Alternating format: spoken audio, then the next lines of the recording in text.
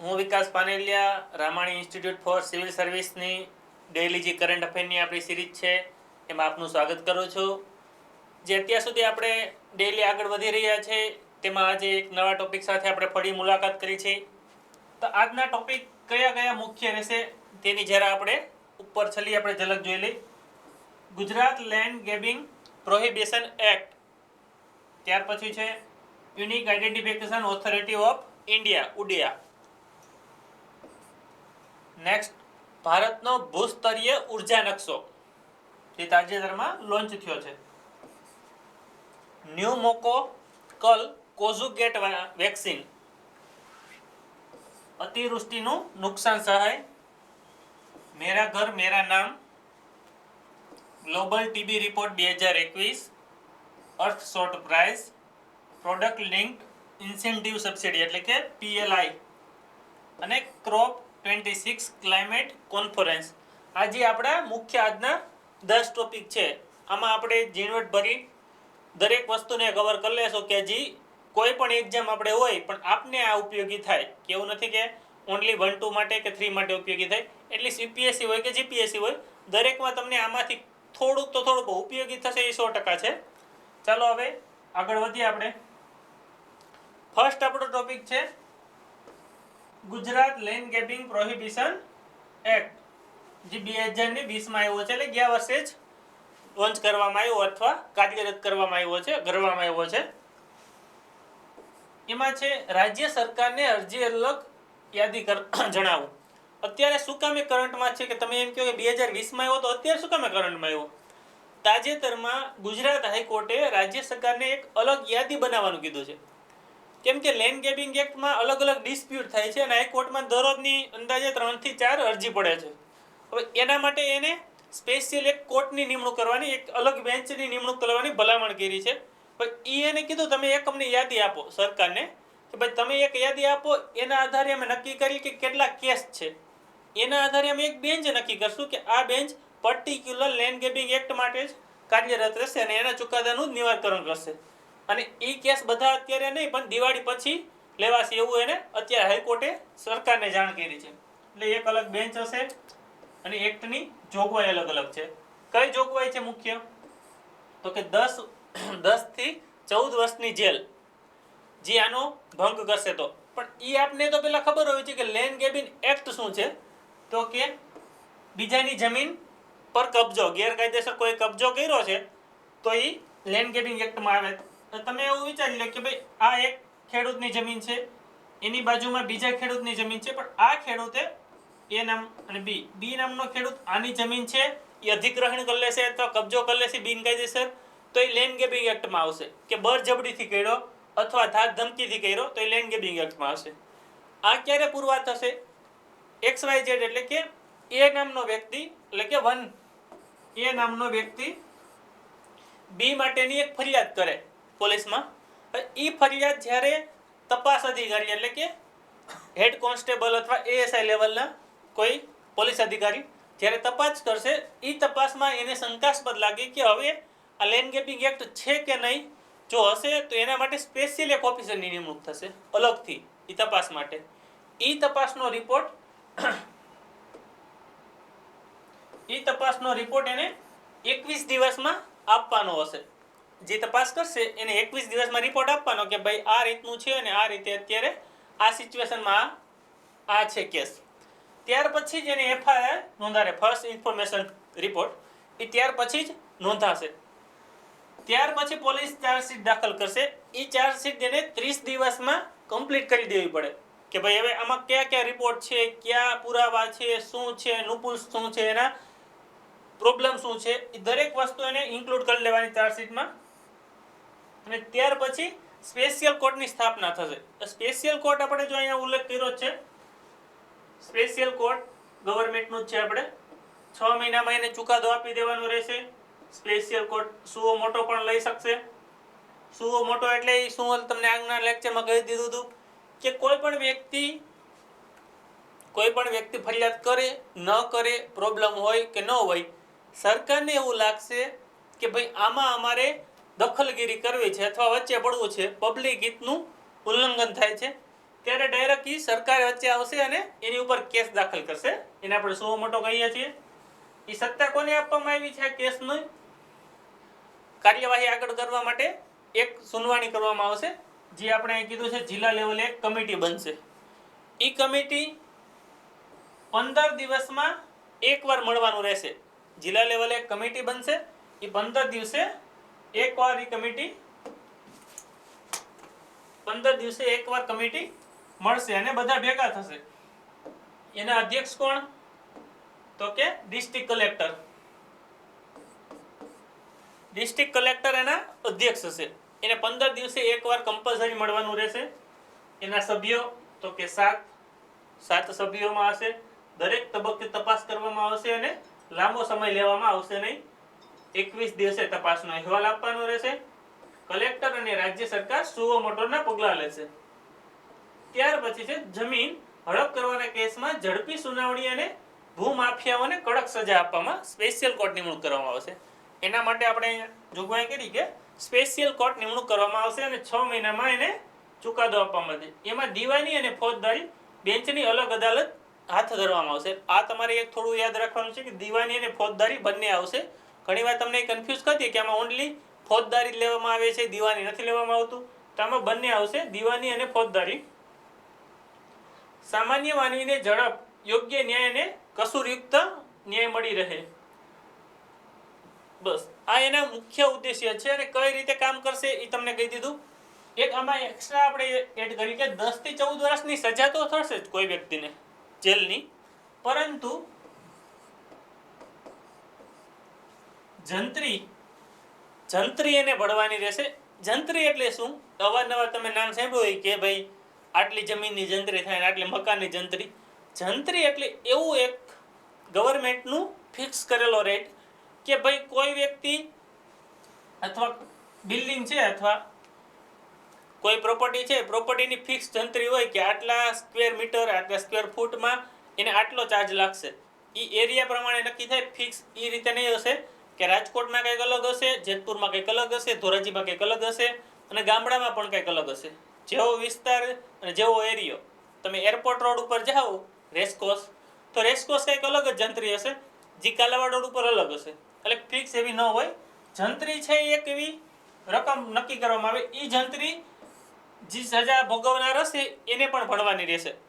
એટલે મેં તમને એક્ઝામ્પલ દીધું, એ વ્યક્તિએ બી વ્યક્તિ ઉપર કેસ કર્યો કે બી વ્યક્તિએ મારી જમીન ઝડપી લીધી, એટલે જે ભાગનો હિસ્સો એને બી વ્યક્તિએ ઝડપેલો હતો એ ભાગની એને જંત્રી ચૂકવવી પડશે જેટલા વર્ષથી એને કબજો મેળવ્યો હતો.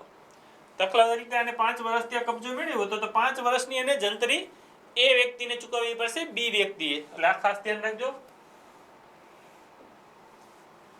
Next, unique identification authority of India, Odia આપણે કહી છે. આધાર માટેની એક અલગ બોડી છે. મેરા આધાર મેરી પહેચાન, જે આ સ્લોગન એનું છે, જે પૂછાયેલું છે ઘણીવાર. એ શું કામે અત્યારે કરંટમાં એવું તો કે આધાર હેકાથોન 2021 એને આયોજન કર્યું છે. આધાર હેકાથોન 2021. એમાં કોણ ભાગ લેશે? તો એન્જિનિયરિંગ સંસ્થાના યંગ ઇન્વેસ્ટર્સ ઇનોવેટિવ એમાં કેન્દ્રીય સ્થાને છે કે બધા વ્યક્તિને ભાગ લેવાનો નહીં. એન્જિનિયરિંગ સંસ્થાવાળા હશે એ એના કેન્દ્ર સ્થાને છે કે એ એમાં ભાગ લેશે. એની 2 થીમ છે, એના વિષય અલગ છે. એનરોલમેન્ટ અને અપડેટ, એટલે નોંધણી કરાવી અને એમાં સુધારો કરવો. કે આધારમાં કોઈ વ્યક્તિ છે એને નોંધણી કરાવી અને એને અપડેટ કરવું. તમારું સરનામું ફેરવું, તમારી બર્થ ડેટમાં ભૂલ હોય અથવા કોઈ પણ તમે લઈ લો તમારા નામમાં ચેન્જ હોય, એ અપડેટ કરવું, એ એક એની થીમ રાખવામાં આવી છે. અને આઈડેન્ટિફિકેશન એન્ડ ઓથેન્ટિકેશન, તમે જે માહિતી આપી એ પરફેક્ટ છે કે નહીં ચકાસવા માટેનું એક એને થીમ રાખવામાં આવી છે. કે આપણે એમ કે ઓથેન્ટિફિકેશન કેટલું, એટલે કે સુસંગત કેટલી છે, યોગ્ય કેટલી છે, એ માટે એને એક થીમ રાખી છે. એની સ્થાપના 12 જુલાઈ 2016 માં એની સ્થાપના થઈ છે. આ ખાસ યાદ રાખજો, કેમ કે અત્યારે કરંટમાં છે એટલે તમને આધારનું તો ખબર જ હશે. આધાર તો મને ખબર જ છે, છેલ્લા 5-7 વર્ષથી આવ્યું છે. પણ તમને ડેટ પૂછે તો આપણે કન્ફ્યુઝ ન થવા જોઈએ. આપને ખબર જ હોવી જોઈએ કે 12 જુલાઈ 2016. નેક્સ્ટ, ભારતનો ભૂસ્તરીય ઉર્જા નકશો. હવે આ શું હોય કે આપણે રાજ્યનો નકશો જોયો, વેલનો નકશો જોયો, આ ભૂસ્તરીય નકશો એટલે શું હોય? તો જમીનના બધા નકશા ને જે આપણે અહીંયા તાજેતરમાં 2020 ટૂંકમાં બહાર પાડવામાં આવ્યો છે. આ એનો નકશો છે. આ શેના માટે છે કે એનર્જી માટેનો, ઉર્જા માટેનો નકશો છે સ્પેસિફિકલી, કે દેશમાં કઈ જગ્યાએ કયા પ્રકારની ઉર્જાના સ્ત્રોત રહેલા છે. અહીં અલગ અલગ એના ફોર્મ આપ્યા છે કે hydraulic, nuclear, natural gas, diesel, coal, એ અલગ અલગ એના સિમ્બોલ છે કે આ જગ્યાએ આ ટાઈપની ઉર્જા મળે છે. વિન્ડ ઉર્જા, સોલાર ઉર્જા, દરેકના અલગ અલગ છે. એટલે આ એક મેપ બહાર પાડવામાં આવ્યું છે. કોના દ્વારા? તો કે નીતિ આયોગ દ્વારા. નીતિ આયોગ દ્વારા તાજેતરમાં આ મેપ બહાર પાડવામાં આવ્યો છે. એટલે એ તમારે યાદ રાખવાનું રહેશે. અને નીતિ આયોગ તો બહાર પાડ્યો, પણ એની સાથે કોણ સંકળાયેલું હતું? એની સાથે ઈસરો અને ઉર્જા મંત્રાલય. જો તમને એમ પૂછે કે તાજેતરમાં ભૂસ્તરીય નકશો બહાર પાડવામાં આવ્યો તો એમાં કયા કયા સંસ્થાન અને મિનિસ્ટ્રી જોડાયેલા હતા? તો કે નીતિ આયોગ હતું, ઈસરો હતું અને ઉર્જા મંત્રાલય. આ ત્રણ એમાં ઇન્ક્લુડ હતા. ઓનલી નીતિ આયોગ નો રાખતા. બહાર નીતિ આયોગ દ્વારા પાડવામાં આવ્યો, પણ ત્રણથી મળીને કામ કર્યું હતું. ઓનલી નીતિ આયોગે નથી કરેલું. પછી કે સરે કીધું તો કે નીતિ આયોગ તો કે એક જ આવે, બીજું ન આવે. મોટા ભાઈ બધા આવે. આમાં ત્રણેય ઉર્જાના પરિવહન અને ટ્રાન્સમિશન. મુખ્ય કામ એનું શું છે? તો કે ઉર્જાનું પરિવહન કરવું અને ટ્રાન્સમિશન કરવું. એક જગ્યાએથી બીજી જગ્યાએ ઉર્જાને સ્થળાંતર કરવી. ઉર્જાને ક્યારે લઈ જવી, અથવા કે ગેસ લાઈન છે તો ગેસ લાઈન ક્યાંથી ક્યાં છે, પેટ્રોલિયમના સ્ત્રોત અહીંથી છે, એટલે મીન્સ કે માનો કે અંકલેશ્વરમાં છે તો અંકલેશ્વરમાંથી આપણે યુપી ગયા તો યુપી એની પાઇપલાઇન કઈ રીતે છે, ક્યાં કેટલો સ્ત્રોત છે, ક્યાં એની રિફાઇનરી છે, એ દરેક વ્યક્તિનું આમાં એને બારીકાઈથી ઉલ્લેખ કર્યો છે. એટલે એ એનું મુખ્ય કામગીરી છે. ત્યાર પછી છે નેટવર્ક્સ અને ઓળખ. જે તમને કીધું પાઇપલાઇન, અલગ અલગ ગેસની પાઇપલાઇન છે તો એ અત્યારે અસમમાં બિછાવાની હોય. આપણી ઘરે પણ ગેસ આવી ગયો છે તો એ ગેસ કયા એરિયામાં કેટલો મર્યાદિત છે? એટલે ગુજરાતમાં બધી જગ્યાએ પ્રાપ્ત થયેલો છે, યુપીમાં બધી છે, તો બિહારમાં છે કે નહીં, એ દરેક વસ્તુનું એને બારીકાઈથી નિરીક્ષણ કર્યું છે. ત્યાર પછી છે ઉર્જા મંત્રી. હવે ઉર્જા મંત્રી કોણ છે આપણા તાજેતરના? એમાં એને સ્પષ્ટ કર્યું છે કે રાજકુમાર સિંહ. રાજકુમાર સિંહ એ ઉર્જા મંત્રી છે. રાજકુમાર સિંહ ઉર્જા મંત્રી ક્યાંના? તો કે સેન્ટ્રલ ગવર્મેન્ટ. તો ગુજરાતના કોણ? એ આપને ખબર હોવી જોઈએ. ગુજરાતના કોણ છે? કાલે આપણે એનું નામ જોયું તો ગુજરાતના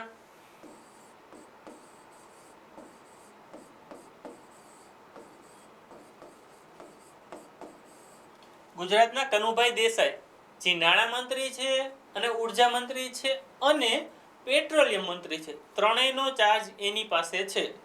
નાણામંત્રી, ઉર્જા મંત્રી અને પેટ્રોલિયમ, એટલે ત્રણેયના એ મંત્રી છે કનુભાઈ દેસાઈ. આ ત્રણેય આપણે યાદ રાખવાનું. નાણાં યાદ રાખો તો ઉર્જા યાદ રાખવાનું, ઉર્જા યાદ રાખો તો પેટ્રોલિયમ. એટલે આ ત્રણેય છે. ઈસરો, તો ઈસરોની સ્થાપના ક્યારે થઈ હતી એ એની સાથે આપણે જોઈ લઈએ. તો કે 15/08/1969. 15/8/1969 માં ઈસરોની સ્થાપના થઈ હતી. કોને કરી હતી? તો કે વિક્રમ સારાભાઈ દ્વારા ઈસરોની સ્થાપના થઈ હતી. એનું હેડક્વાર્ટર ક્યાં આવેલું છે?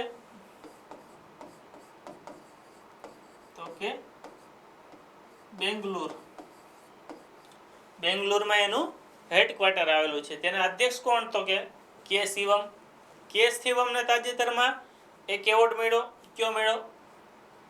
રોકેટમેન ઓફ ધ ઇન્ડિયા. એને પણ એ કહેવાય છે કે શિવમને રોકેટમેન ઓફ ધ ઇન્ડિયા કહેવાય છે. તો મિસાઇલ મેન કોને કહેવાય? મિસાઇલ મેન છે એ અબ્દુલ કલામ, ડોક્ટર અબ્દુલ કલામને મિસાઇલ મેન કહેવાય છે. અને રોકેટમેન ઓફ ધ ઇન્ડિયા કહેવાય તો કે ઈસરોના જે અધ્યક્ષ છે કે શિવમને આપણે એક સ્થાન આપ્યું છે અથવા એક નામ આપ્યું છે રોકેટમેન ઓફ ધ ઇન્ડિયા. ભૂસ્તરીય ઉર્જા નકશો, ત્રણ બોડી, નીતિ આયોગ, ઈસરો અને મંત્રાલય.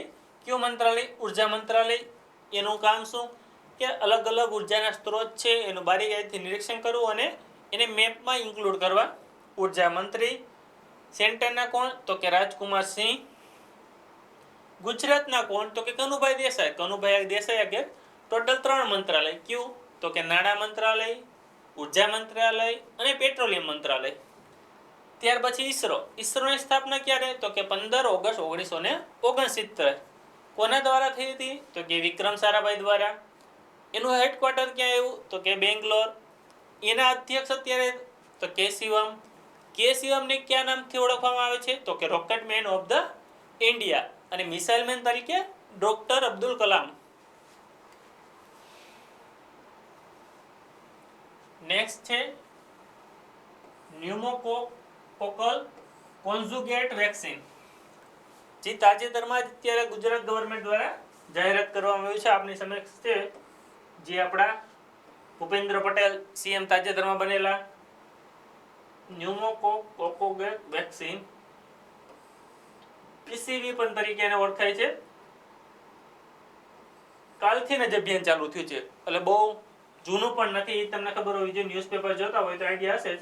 શેના માટે મુખ્ય છે? તો અહીંયા લખ્યું છે નિમોનિયા અને મગજના તાવ.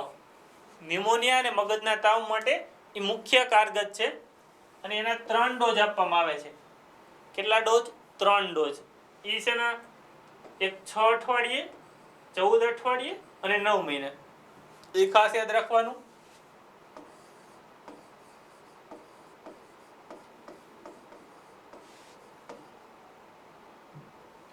6 અઠવાડિયા, 14 અઠવાડિયા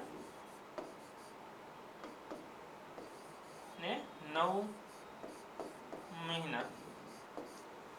આ 3 એના ડોઝ છે જે આ ટાઈમે આપવામાં આવે છે.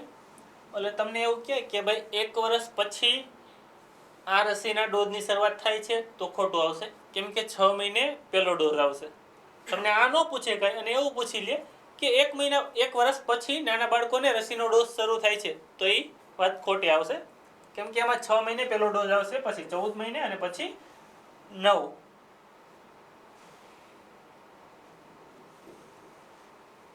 અઠવાડિયા સોરી.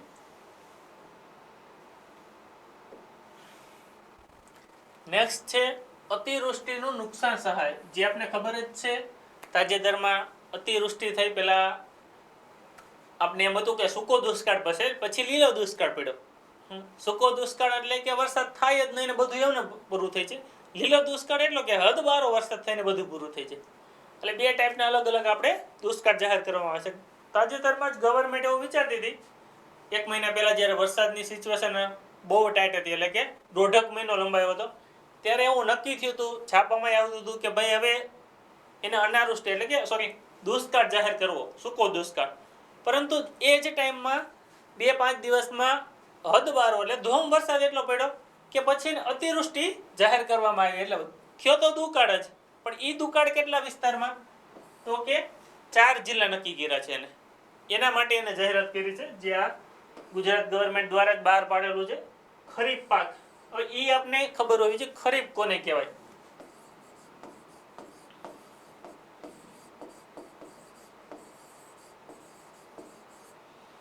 ત્રણ અલગ અલગ સિઝન આવે છે, અને ચોમાસું, શિયાળુ અને ઉનાળુ.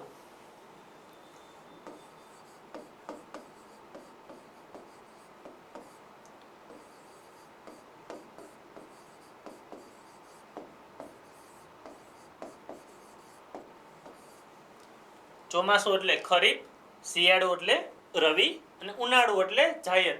આ 3 એને નામ આપવામાં આવે છે. એટલે આ નામ બેઠા પૂછી લે છે ક્લાસ 3માં અને ક્લાસ 1-2 માં પણ. એમાં પણ કન્ફ્યુઝ ઘણા થાય છે કે ઘણીવાર એવું કે ખરીફ પાક એમ કે ઘઉંનો પાક છે એ ખરીફ ઋતુમાં વાવવામાં આવે છે, તો એ ખોટું આવશે. એ રવિ પાક છે અને શિયાળામાં વાવવામાં આવે છે. એ ડાયરેક્ટ એવી રીતે તમને સ્ટેટમેન્ટ નહીં પૂછે કે ભાઈ ઉનાળુ એટલે શું, એવું ક્યારેય નથી પૂછતા, પણ એ પાકની સાથે કનેક્ટ કરી દે છે. જે અસરગ્રસ્તો માટે મેં તમને જે જિલ્લા આપેલા છે કે કયા જિલ્લા.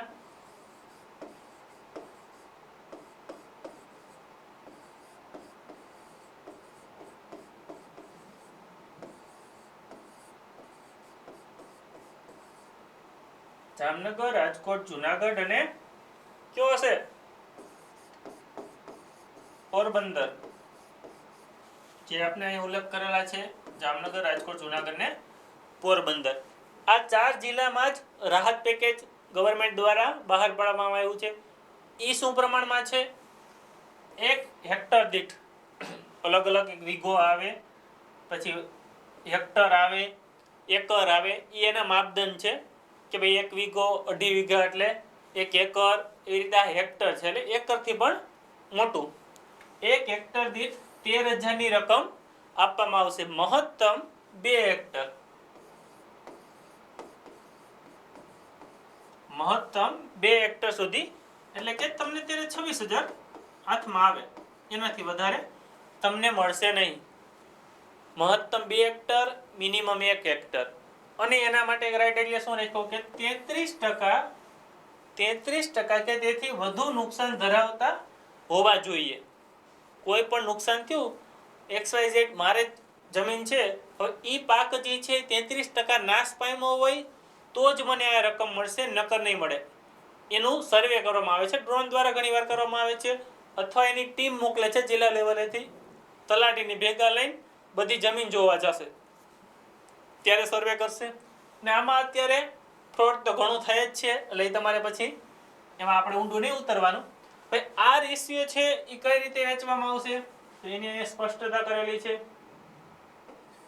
SD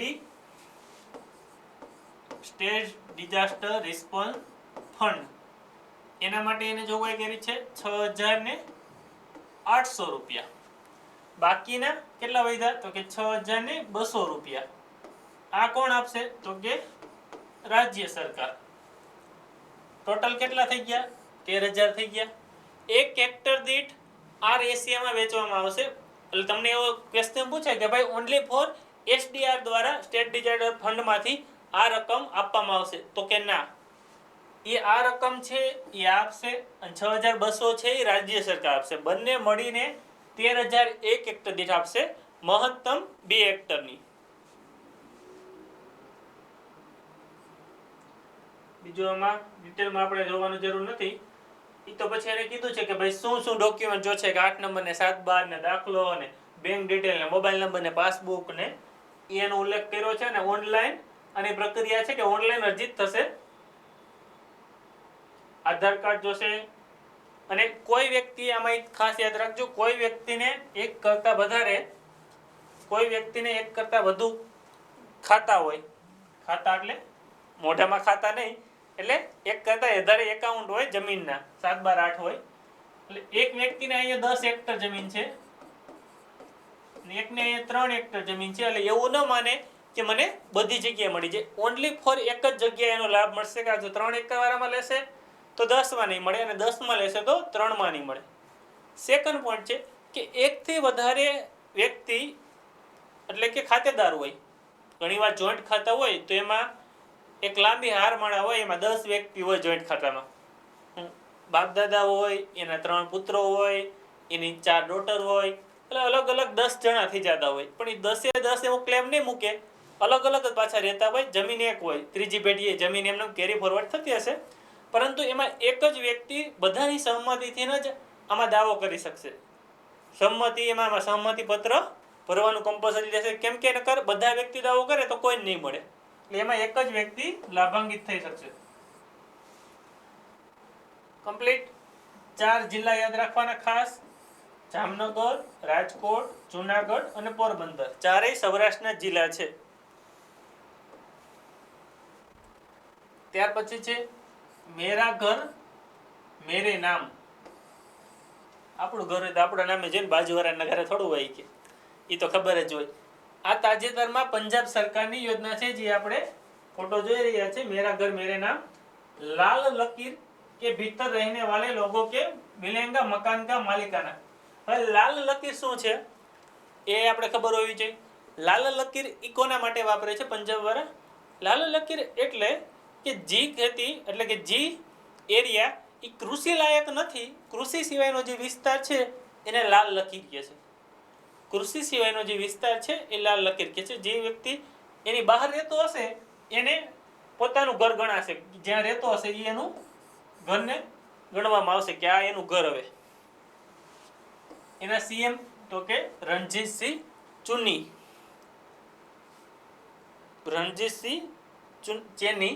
ચેની એના સીએમ છે. કૃષિ સિવાયની જમીન પર રહેવા માટે ડિજિટલ મેપિંગ ને ડ્રોનનો સર્વે કરવામાં આવશે. આમાં ટેકનોલોજી ડિજિટલ મેપિંગ કરવામાં આવશે અને ડ્રોનથી સર્વે કરીને નક્કી કરવામાં આવશે કે લાલ લકીરમાં કોણ આવે છે અને કૃષિ એરિયામાં કોણ આવે છે. એ રીતે એને બાયફર્ગેટ કરવામાં આવશે. ત્યાર પછી છે પ્રોપર્ટી કાર્ડ.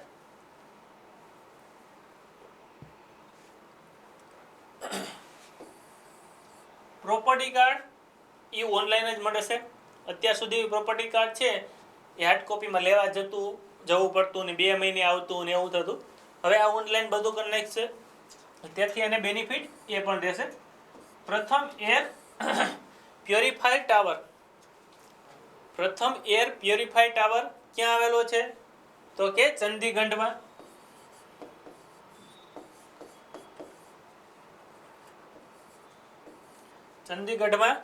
પ્રથમ એર પ્યોરિફાયર ટાવર આવેલો છે. તો હવે તમને એવો ક્વેશ્ચન પૂછે કે સ્મોગ ટાવર ક્યાં આવેલો છે?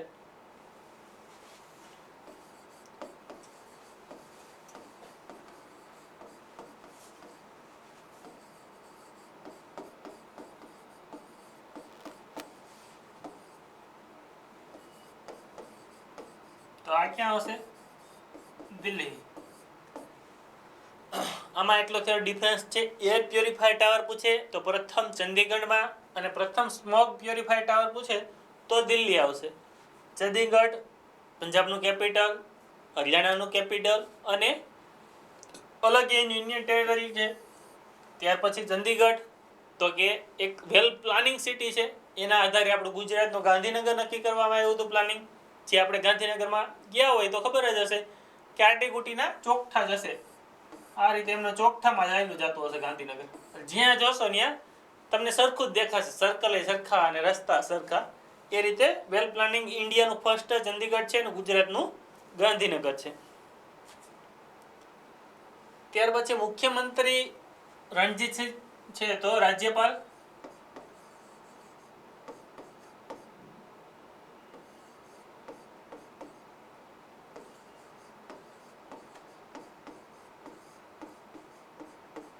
બનવારીલાલ પુરોહિત, જેના રાજ્યપાલ છે.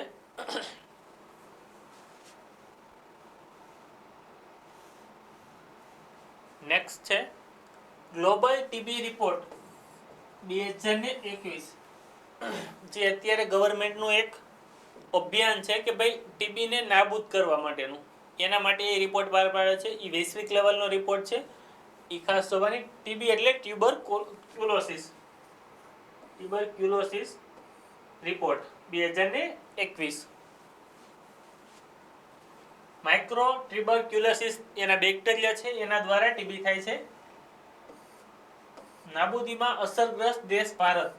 અત્યારે તાજેતરમાં જે રિપોર્ટ આવ્યો એ ચોંકાવનારો એટલા માટે છે કે ભારત બહુ સારું રિઝલ્ટ આપ્યું છે. ખરાબ નથી પણ સારું આપ્યું છે કે દર વખતે ભારત પાછળ હોય, આ વખતે અપ થયું છે.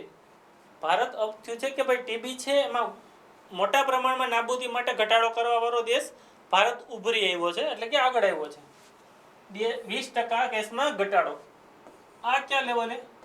તો 2019 થી 2020 તબક્કામાં 20% ઘટાડો થયો છે. 24 માર્ચને ટીબી દિવસ તરીકે ઉજવવામાં આવે છે.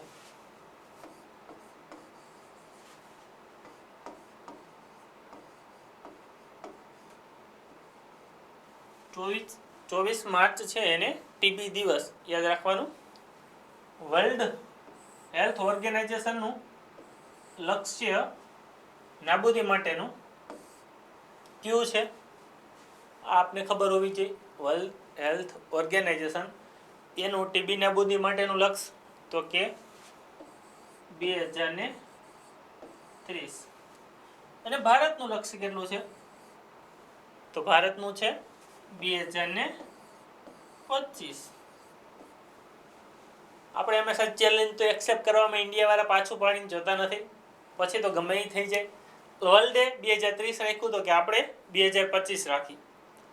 હવે આ ટાર્ગેટ આવ્યો એવું હજી મને યાદ આવે તો આપણે જોઈ લઈએ કે ભાઈ તાજેતરમાં જ નળ સે જળ હર ઘર જલ એ જે સ્કીમ છે એમાં વર્લ્ડ લેવલનો ટાર્ગેટ ઇન્ડિયા લેવલનો ટાર્ગેટ કયો છે તો કે 2024 હર ઘર નળ, અને ગુજરાતનો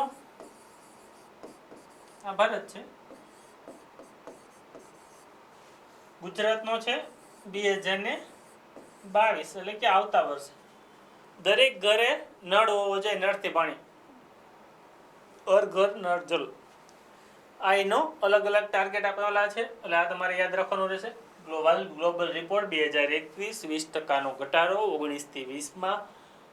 મુખ્ય કાર્ય તો કે ટીબીને નાબૂદ કરવાનું. ટ્યુબરક્યુલોસિસ બેક્ટેરિયાથી ટીબી થાય છે, માઇક્રોબિયમ ટ્યુબરક્યુલોસિસ, અને ટીબીનું નામ છે ટ્યુબરક્યુલોસિસ. ક્યારે ઉજવાય છે ટીબી દિવસ તો કે 24 માર્ચ. વર્લ્ડ હેલ્થ ઓર્ગેનાઇઝેશન એનું લક્ષ્ય શું છે તો કે 2030, ભારતનું તો કે 2025. એની સાથે આપણે બીજો ટાર્ગેટ જોયો કે હર ઘર નળ, એમાં ભારત સરકારનો તો કે 2024 અને ગુજરાતનો તો કે 2022 તાજેતરમાં પૂરો થવાની શક્યતા છે, એટલે આવશે, એટલે કે ગુજરાતનો 22માં છે એટલે પૂછવાની પણ શક્યતા વધી જાય. નેક્સ્ટ જોઈ અર્થ શોર્ટ પ્રાઇસ. અર્થ શોર્ટ પ્રાઇસ, આ પ્રાઇસ છે એ પ્રથમ વખત શરૂ કરવામાં આવ્યું છે, એટલે પ્રથમ વખત જ આપવામાં આવ્યું છે. એ આપને ખાસ થોડુંક ધ્યાન રાખવાનું રહેશે. પ્રિન્સ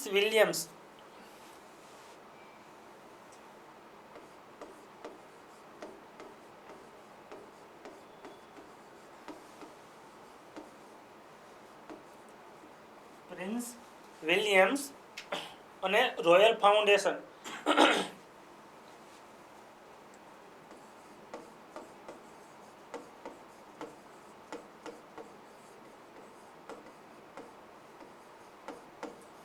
આ બંનેના સહયોગથી આ અર્થ શોર્ટ પ્રાઇઝ આપવામાં આવે છે. એ આપને ખબર હોવી જોઈએ કોના સહયોગથી. વિદ્યુત મોહન, આ કોણ વ્યક્તિ એ આપને અહીં આઈડિયા આવી જશે કે આ જે ભાઈ છે 6 વ્યક્તિમાં વિદ્યુત મોહન એ ઇન્ડિયાના છે, ઇન્ડિયાના દિલ્હીના છે. એને તાજેતરમાં અર્થ શોર્ટ પ્રાઇઝ લિસ્ટમાં એ ઉમેદવાર બન્યા છે અને એને મળેલું છે earth shot prize. Decide for action the repair air earth. ભારતનો પ્રથમ એ વ્યક્તિને એવોર્ડ મળ્યો છે. ટકાચર નામનું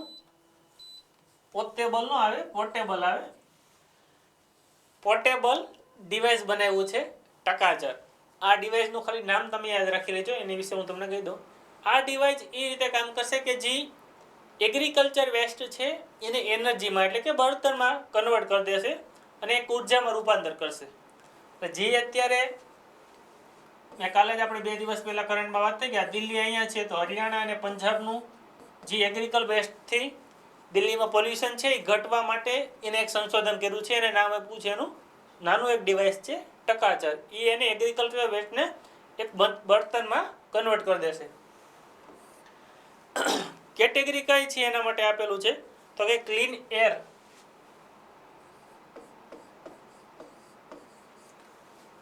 ક્લીન ઓવર એર.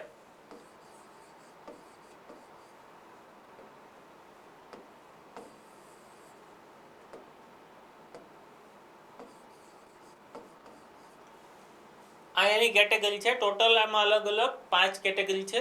એમાં એર કેટેગરી માટે આપણા જે જાણીતા છે વિદ્યુત સહક, જે 17 વર્ષની ઓટલી ઉંમર છે એની, કેટલી 17 વર્ષ.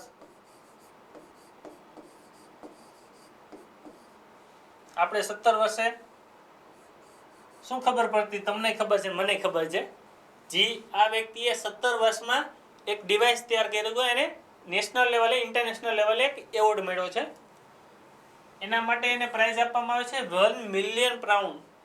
1 મિલિયન પાઉન્ડ એ આને પ્રાઇઝ આપવામાં આવશે. એટલે આ યાદ રાખવાનું રહેશે આપણે. હવે ક્યાં ક્યાં સેક્ટર માટે આપવામાં આવે છે, તો એમાં અલગ અલગ 5 સેક્ટર છે. પહેલું જે તમને આ કીધું,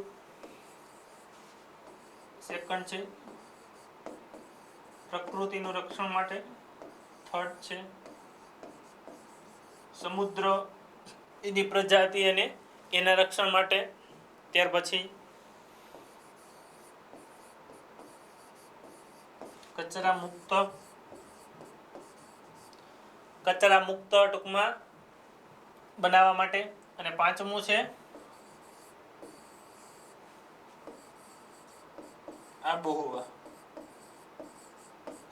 આબોહવા માટે. એટલે કે આખા નેશનલ લેવલનું ટૂંકમાં એક ગ્રીન લેવલ આપણે છે કે ગ્રીનરી માટે અત્યારે ક્લાઇમેટ ચેન્જ માટે ચાલી રહ્યું છે, એના 5 પરિબળો એમાં માટે કામ કરશે. તમે જોઈ શકો છો કે ક્લાઇમેટ ચેન્જ તો એર માટે આવી ગયું, પ્રકૃતિ, સમુદ્ર, કચરા મુક્ત અને હવામાન. આ પાંચેય એના માટે જ પરિબળ કામ કરશે. એટલે કે જે આપણા ટાર્ગેટ છે, એમાં નેક્સ્ટ પોઈન્ટ જોશું એમાં આપણે ખબર પડી જશે. આ 5 યાદ રાખવાના: મલ, 1 મિલિયન, પાઉન્ડ અને ટકા, ચર. ટકો યાદ રાખીને એમાં ચરો. એક પોર્ટેબલ ડિવાઇસ છે અને વિદ્યુત મોહન. બાકીના જે આપણે આમાં મોઢા દેખાય છે મહાનુભાવોના, એ આપણે આમાં યાદ રાખવાની જરૂર છે નહીં. જે આપણે પૂછશે તો ઇન્ડિયાનું જ પૂછશે, અને કયા સેક્ટરમાં અપાય છે એ આપણે પૂછવાની શક્યતા વધારે હોય. ત્યાર પછી છે પ્રોડક્ટ લિંક્ડ ઇન્સેન્ટિવ, એટલે કે PLI.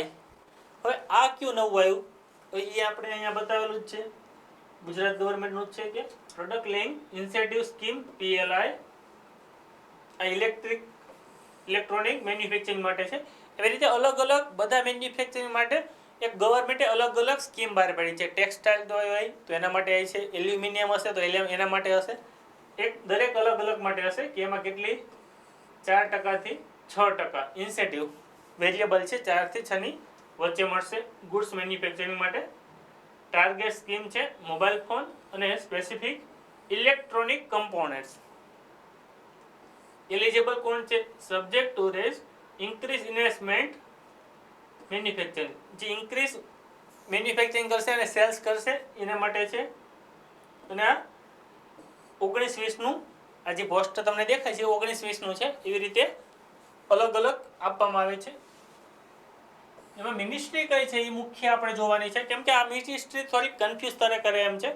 નામ પ્રમાણે મિનિસ્ટ્રી અલગ લાગે છે. ટેલિકોમ અને નેટવર્ક મંત્રાલય. ટેલિકોમ અને નેટવર્ક મંત્રાલય એની મિનિસ્ટ્રી નોડલ મિનિસ્ટ્રી તરીકે કામ કરશે. ત્યાર પછી આપણે આગળ જોઈએ તો એ મંત્રાલયમાં સ્થાનિક ઉત્પાદનને પ્રોત્સાહન આપવા માટે.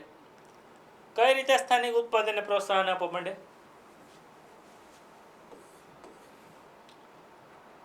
XYZ નામની કંપની છે.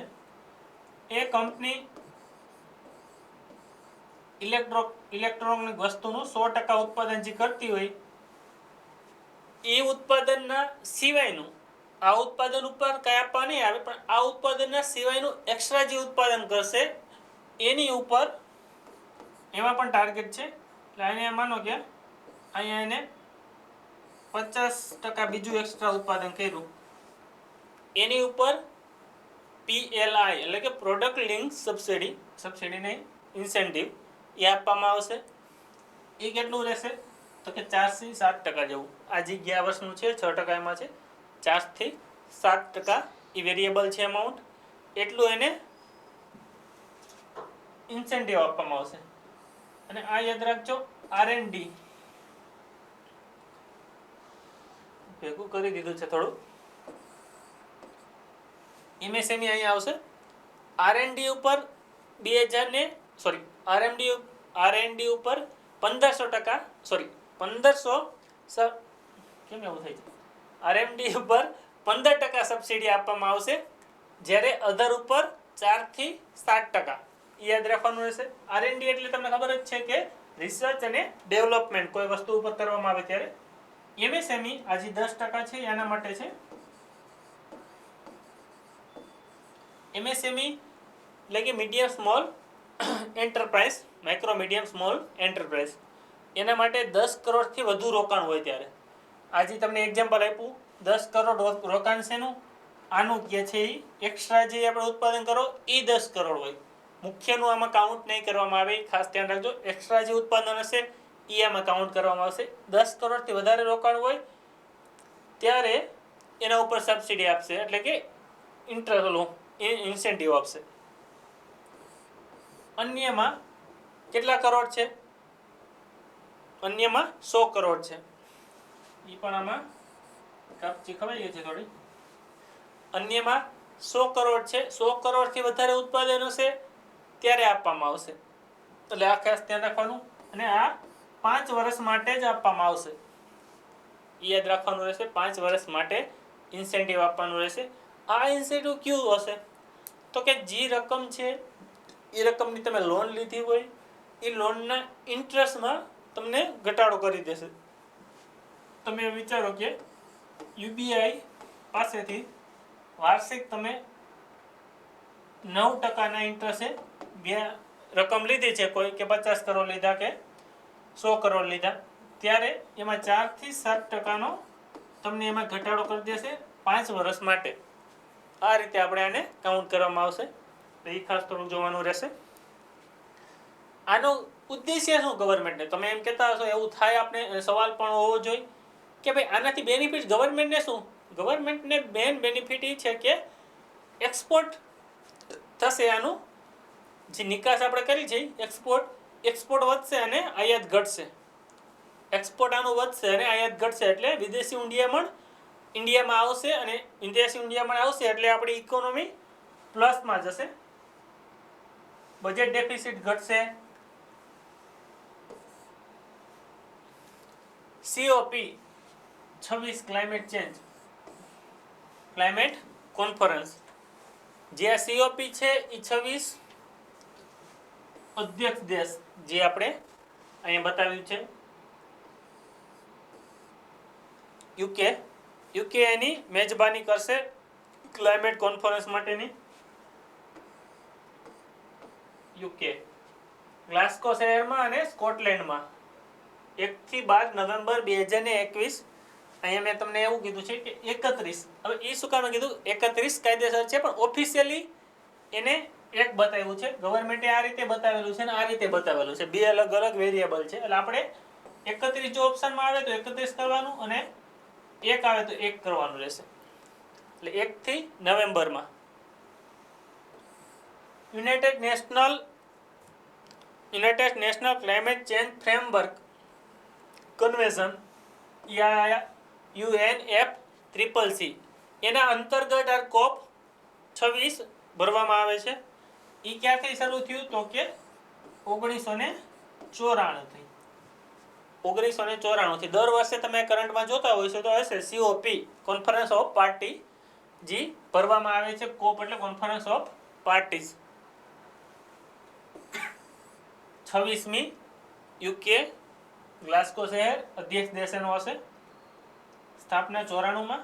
ગ્રીન હાઉસ ગેસની ઘટાડવા માટે મેઇન એનો ઉદ્દેશ્ય છે ગ્રીન હાઉસનું ગેસનું વૈશ્વિક લેવલ છે એનું સ્તર ઘટાડવા માટે. જે દરેક વ્યક્તિને અથવા વ્યક્તિને પણ દરેક કન્ટ્રીને એને ટાર્ગેટ આપ્યા છે કે આ લેવલેથી તમારે આ લેવલ સુધી આ ટાર્ગેટે લઈ આવવાનું છે. અલગ અલગ કન્ટ્રીએ કીધું છે કે ભાઈ અમે 2010ના લેવલથી જે ત્યારે ગ્રીન હાઉસ ગેસનું ઉત્પાદન એને હતું એ 2035માં ઘટાડી દેશું, ત્યાં લેવલે લઈ આવશું. એવી રીતે અલગ અલગ એને ટાર્ગેટ આપ્યા છે. ઇન્ડિયાએ પણ ટાર્ગેટ આપ્યો છે. આમાં 4 મુખ્ય ગોલ આપેલા છે એને. કે એ મુખ્ય ગોલ ક્યાં છે એના 4? તો એ 4 મુખ્ય એને એ ગોલ છે કે net zero, global net zero,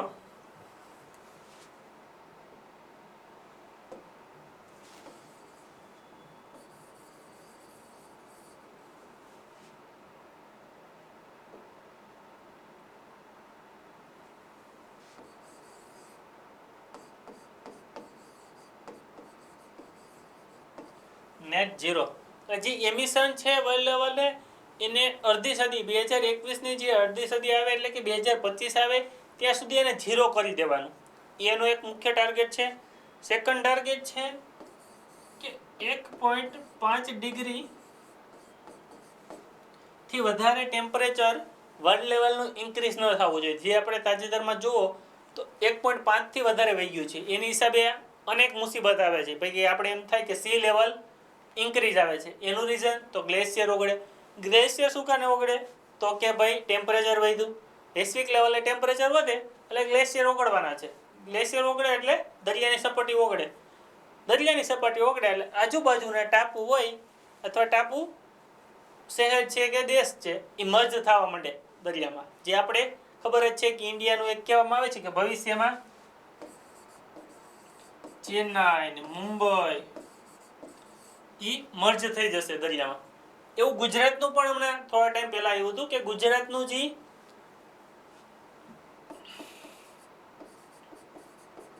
Pipavav port વાળું છે એ પણ એમાં મર્જ થઈ જશે. એનું લેવલ પણ અત્યારે દરિયાની સપાટી ઉપર આવી રહી છે. 2 ગોલ. ત્રીજો ગોલ છે કે રક્ષણ કરવું વિવિધ પ્રજાતિઓ અને પ્રકૃતિનું.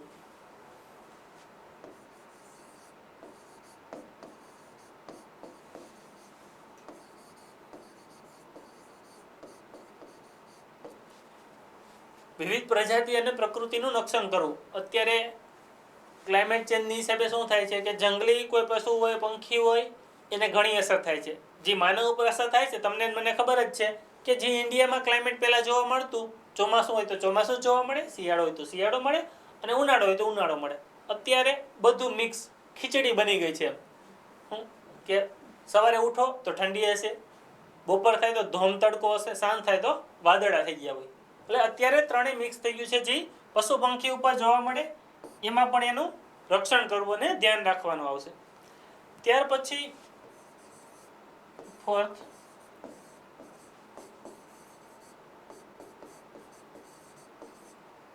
$100 બિલિયન $100 બિલિયન નો ટાર્ગેટ આપેલો છે કે દર વર્ષે $100 બિલિયન ભેગા કરવાના. અલગ અલગ કન્ટ્રીએ ભેગા થઈને આમાં ભેગા કરવાના છે. આ રકમ જે છે એ વૈશ્વિક લેવલે ક્લાઇમેટ ચેન્જનું જે પરિવર્તન આવી રહ્યું છે એને ઘટાડવાનો છે મુખ્ય. આ રકમ કઈ રીતે કોને આપશે? તો કે વિકસિત દેશ વિકાસશીલ દેશને આપશે. વિકસિત દેશ વિકાસશીલ દેશને આપશે અથવા અર્ધ વિકસિત દેશને આપશે. જે પોતાનું ફંડિંગ આમાં આપી નથી શકતા. કે અમેરિકા છે તો અમેરિકા નાના નાના જે યુરોપિયન કન્ટ્રી હોય, અમુક આફ્રિકન કન્ટ્રી છે તો એને આમાં આ ગ્રાન્ટ આપશે. $100 બિલિયન વાળી છે. મેઇન પોઈન્ટ આમાં તમારે જે રાખવાનું રહેશે, અધ્યક્ષ યુકે છે. કેમ કે દર વખતે આ કોન્ફરન્સ ભરાય છે અને જીપીએસસીમાં અથવા ક્લાસ 3માં પૂછે જ છે કે ક્યાં ભરાણી ને એના અધ્યક્ષ કોણ અને મુખ્ય એના ઉદ્દેશ્ય શું હતા. એટલે 4 ઉદ્દેશ્ય 1994 થી શરૂ. ગ્રીન હાઉસ ગેસ એ આમાં મુખ્ય એના પાર્ટ રહેશે. Okay, thank you. નેક્સ્ટ કાલે મળીએ.